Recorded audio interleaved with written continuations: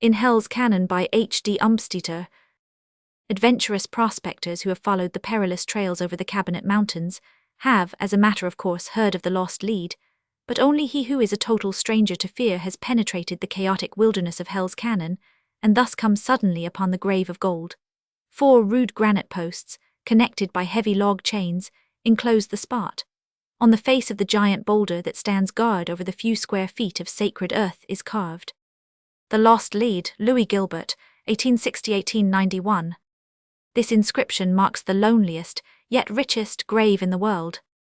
Late in the spring of 1889, Louis Gilbert left his home in Kentucky for a visit to his uncle's mine in the northwest. He had lung trouble, and the doctor had ordered an outdoor life. While his health improved, he became infected with another ailment, perhaps the only one to be caught at that altitude, the gold fever. Miners were his only associates. The talk was all of loads, leads, and drifts, and the only communication with the outside world was by the train of pack mules that carried the heavy ore sacks down the winding trail. So it was not surprising that his walks took the character of prospecting tour and carried him farther and farther from camp. Late in October, when his visit was nearly over, he started with 3 days' food for a last trip into new territory. From a conical mountain top about 10 miles west of the mine, he had looked over a lower range of summits to a great expanse of wild and broken country that he had never explored. The weather was like summer when he started, but 36 hours later, on the evening of the second day, a fierce snowstorm set in. By midnight, the first blizzard of the season was raging through the mountains. On the third day, the storm still howled furiously, but searching parties were sent out with a faint hope of finding the young prospector before the trails became entirely impassable.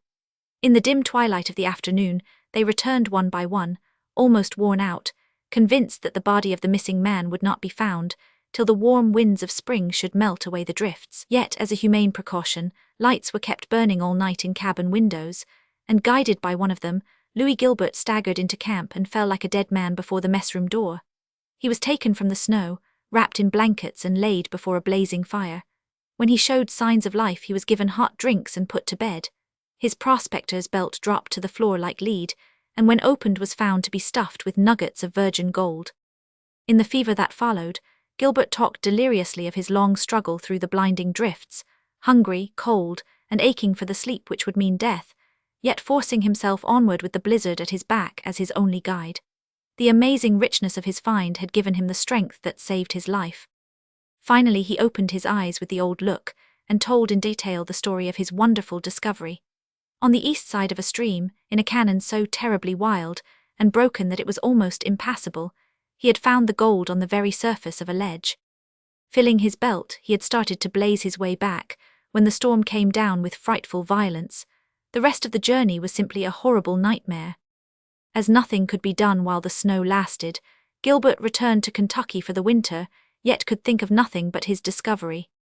He had found a fortune, had even put his hands upon it, and knew it was his whenever he could stake off his claim and take possession. He spent his time in making a chart of the stream he had followed, on which he set down every detail he could recall of the eastern bank, along which he had travelled. Early the following spring he was back at his uncle's mine, waiting impatiently for the snow to melt and be carried away by the swollen streams. Finally, after a tedious delay, he set out with a small party of miners, all eager to have a hand in locating the rich prospect. "HELLS canon," exclaimed the foreman as, skirting Cone Top Mountain, Gilbert pointed out the way. One of the men, a Mexican, declined to go any farther with the party, and the foreman explained to the wondering Gilbert. "The Mexicans give HELLS canon a wide berth. They say that one of them found a big treasure there, and then lost it and his life in some uncanny way. They found his bones, though, next summer, knew him by his divining rod that he clung to even in death." On the second day Gilbert and his companions found the stream, which fought its way among the upturned rocks, cavernous gorges, and fallen logs. At the sight of it, Gilbert eagerly led the search along the east bank, and every spot was carefully searched. But the boulder, the 2 dead trees, every other characteristic landmark on Gilbert's chart, could not be found. All search was vain. The map was not that of the locality they were in, as Gilbert himself was obliged to admit. During that summer Gilbert led out 4 other searching parties, but never got any nearer the lost lead. Then he again went south for the winter. When he next returned, it was with a flushed cheek that contrasted horribly with his pale, pinched look and steadily failing strength. In spite of all disappointments, he was still hopeful, and to humor him, his uncle's miners occasionally made excursions into the maze of peaks and gulches. One morning, late in the season, Gilbert asked for one more chance to solve the mystery of HELLS Cannon. He had had a dream, he said enthusiastically, that this time he would be successful. The miners did not put much faith in dreams, but, for his uncle's sake, and because it was recalled that this was the second anniversary of the great discovery, they made up a party and started out in the usual direction. Although they moved slowly, the young man's feebleness increased until it became necessary to carry him on a litter made of boughs. This delayed them even more, and it was late on the third day before they reached the stream. At the sight of the dashing water, Gilbert's strength appeared to rally, and sitting up he directed them to cross to the west bank. At this strange order the bearers exchanged significant glances and called the rest of the party. They all believed that with a brief return of physical strength the young man's mind had broken down.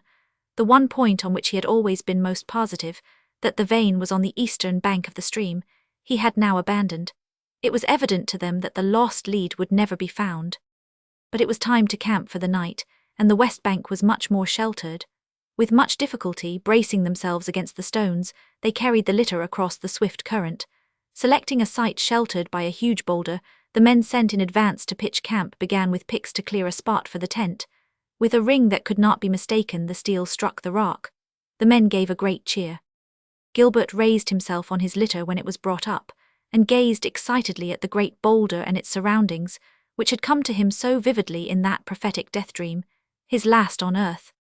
The lost lead, he cried in a triumphant tone, and then adding in a weak voice, "Bury me here, boys," he sank back dead. Spring freshets had changed the torrent's course, and the east bank had become the west. They buried Louis Gilbert with the treasure he had never possessed, and while the rich mine became known in financial circles as the lost lead, yet old miners themselves speak of it only as the grave of gold.